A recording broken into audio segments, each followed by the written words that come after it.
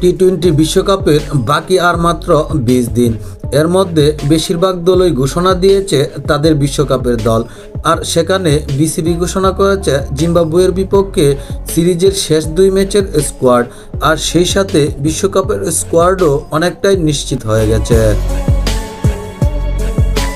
আগের আসরে বাদ পড়া মাহমুদুল্লাহ রিয়াদ খেলতে যাবেন কামব্যাক বিশ্বকাপ। চোট কাটিয়ে জাতীয় দলে ফিরে পারফর্ম করে বিশ্বকাপের টিকিট কনফার্ম করেছেন মোহাম্মদ সাইফুদ্দিনও।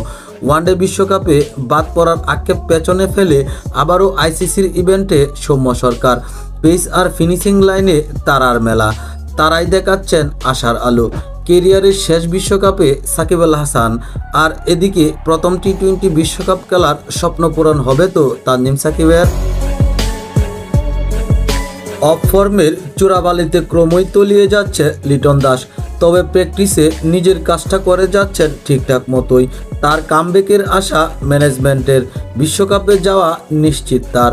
লিটনের সাথে ওপেনে বাঁহাতি ওপেনিংয়ে পার্টনার সৌম্য, আর সৌম্য সরকারের বোলিংটাও কাজে দেবে বেশ।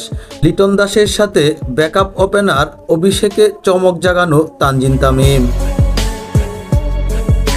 নাম্বার 3-এ অধিনায়ক নাজমুল শান্তর জায়গা। পরের পজিশনে বিশ্বসেরা অলরাউন্ডার সাকিব আল হাসান।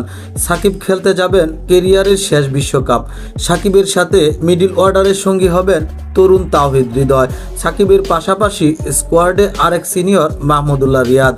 গেল বছর কামব্যাক দেখানো রিয়াদ এবার টি-20 বিশ্বকাপেও দারুণ কিছু করে দেখানোর অপেক্ষায়।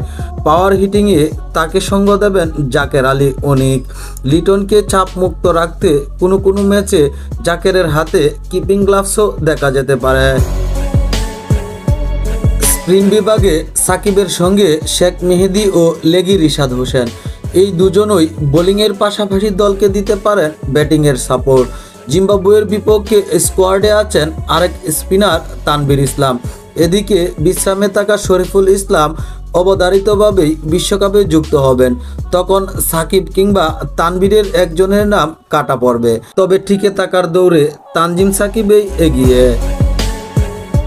তানজিম সাকিবের সাথে পেস বোলিংয়ে অলরাউন্ডার হিসেবে থাকছেন মোহাম্মদ সাইফুদ্দিন। আর টাইগারদের পেস লাইন আপ নিয়ে কোনো সংশয় নেই। বাঁহাতি শরীফুল মুস্তাফিজের সাথে থাকছেন গতির ঝড় তোলা ডানহাতি পেসার তাসকিন আহমেদ।